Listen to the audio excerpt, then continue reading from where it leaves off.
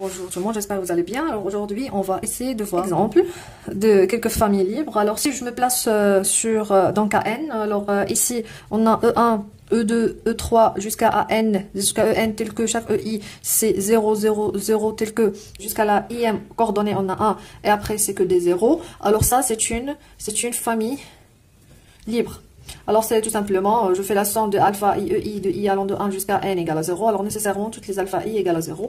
Pourquoi? Parce que ici on a la somme alpha i, ei. Si égale à 0, c'est équivalent à quoi? I allant de 1 jusqu'à n, c'est-à-dire alpha 1, E1 plus alpha 2, E2 plus jusqu'à plus alpha n, En égale à 0. C'est équivalent à alpha 1, E1. Alors ça c'est un vecteur. Alors alpha 1, c'est-à-dire pour le premier coordonnée c'est 1, les autres c'est 0. Alors c'est alpha 1 plus c'est alpha 1, l'autre alpha 2. Alpha 1, alpha 2, alpha 3 jusqu'à alpha n égale à le vecteur 0, 0, 0, 0. Alors je peux conclure que quel que soit i, alpha i sont nuls, alors il est libre. C'est facile, vérifie. Alors si je me place dans Kn de x, alors si je prends la partie 1, x, x carré jusqu'à x à la puissance n, aussi c'est une famille libre dans Kn. Pourquoi? Parce que si je prends p de x égale à 0, c'est équivalent à la somme alpha ix à la puissance i allant de 1 jusqu'à n égale à 0, c'est-à-dire c'est un polynôme nul, par définition c'est équivalent à alpha i égale à 0, c'est-à-dire ses coefficients sont nuls, quel que soit i allant de 1 jusqu'à n. Alors c'est aussi... Maintenant on va essayer de voir quelques exemples des familles libres. Alors si je considère E est égal à R comme un R espace vectoriel, et soit la famille S 1 racine de 2. La question, est-ce que la famille est libre ou bien liée? Alors, on suppose, alors pour montrer qu'elle est libre, je vais prendre une combinaison linéaire des éléments de S. Alors, c'est-à-dire soit x1 et x2, deux éléments de R, tel que j'ai x1 multiplié par 1 plus x2 multiplié par racine de 2 égale à 0. Je peux écrire x1 égale à moins x2 racine de 2, alors je peux écrire là sur la forme d'une combinaison linéaire des autres. Alors oui, alors c'est une famille liée. Alors S est une famille liée. Eh bien, alors si je considère la même famille mais comme un Q espace vectoriel, c'est-à-dire soit E est égal à R comme un Q espace vectoriel. Alors, et je prends la même famille S égale à 1 racine de 2. Est-ce que c'est une famille libre ou bien liée? Alors, on suppose qu'il est... on va voir est-ce qu'il est libre. Je vais prendre une combinaison linéaire des éléments de S, c'est-à-dire soit x1 fois 1 plus x2 fois 2, tel que xi appartient à q, égale à 0. Alors, on doit montrer que les xi sont nuls. Alors, on a si x2 est différent de 0, alors on va voir racine de 2 égale moins x1 sur x2. Et celui-là, ce sont deux éléments de Q, ce sont deux éléments de R, si R. Alors x1 sur x2, il n'appartient pas à Q. D'où on peut conclure que c'est pas possible d'avoir une combinaison linéaire entre eux, d'où S est une famille libre. Racine de 2 n'appartient pas à Q, on peut utiliser Gauss, c'est facile à résoudre.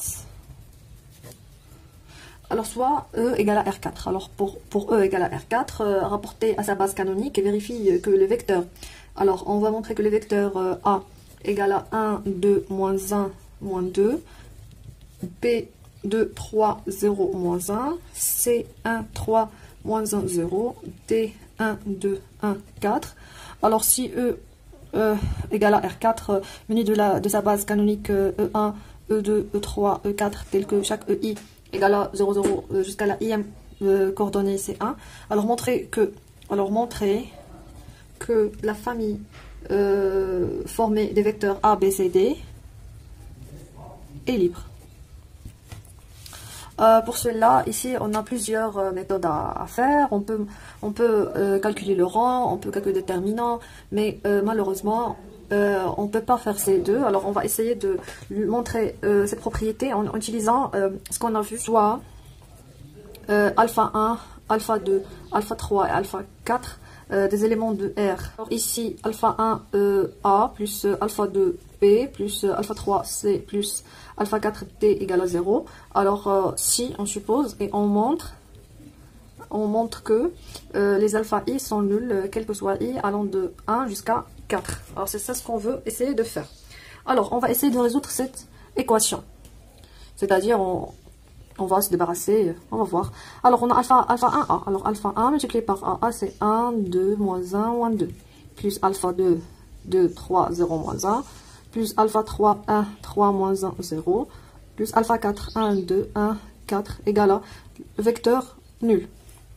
Alors c'est équivalent à alpha 1 plus 2 alpha 2 plus alpha 3 plus alpha 4 et c'est le premier, et 2 alpha 1 plus 3 alpha 2 plus 3 alpha 3 plus alpha 4, c'est le deuxième. Et le troisième coordonnée c'est quoi? C'est moins alpha 1, alpha 2 c'est 0, alors moins alpha 3 plus alpha 4, et le dernier moins 2 alpha 1 moins alpha 2 alpha 3 fois 0, c'est-à-dire plus 4 alpha 4, ça égale à le vecteur nul, égale à 0, 0, 0, 0.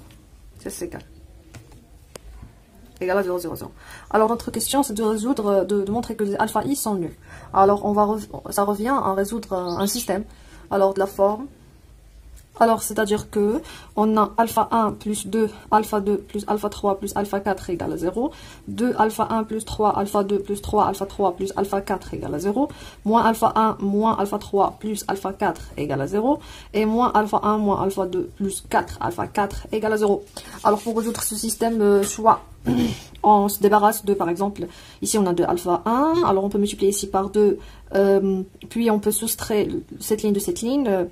Oui, on peut débarrasser de alpha 4, ou bien ici on n'a que 3, alors on peut par exemple multiplier ici par 2 et se débarrasser alpha 1 après, ou bien la meilleure méthode c'est d'échelonner la matrice associée à ce système.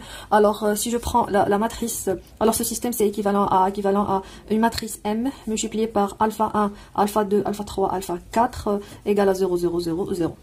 Alors c'est quoi M? Tel que M c'est quoi? C'est 1, oui, c'est 1, 2, 1, 1, 2, 3, 3, 1, moins 1, moins 1, non, moins 1 pour alpha 1, pour alpha 2 c'est 0, moins 1, 1, moins 2, moins 1, 0, 4. Alors, la question c'est d'échelonner cette matrice pour résoudre le système. Alors ici, on doit échelonner cette matrice. On sait que l'échelonnement, ça revient à ajouter une ligne, une combinaison linéaire des autres lignes, ou bien ou bien de changer la place des lignes, ou bien de multiplier une ligne par un scalaire. Alors tout ça pour échelonner une matrice, c'est-à-dire avoir le maximum possible des zéros. Après l'échelonnement de cette matrice, vous trouvez les alpha i sont nuls, et alors c'est libre. Alors je vous laisse les calculs. Si vous n'avez pas compris, vous avez des questions, n'hésitez pas à me contacter. La prochaine séance, on va voir une base.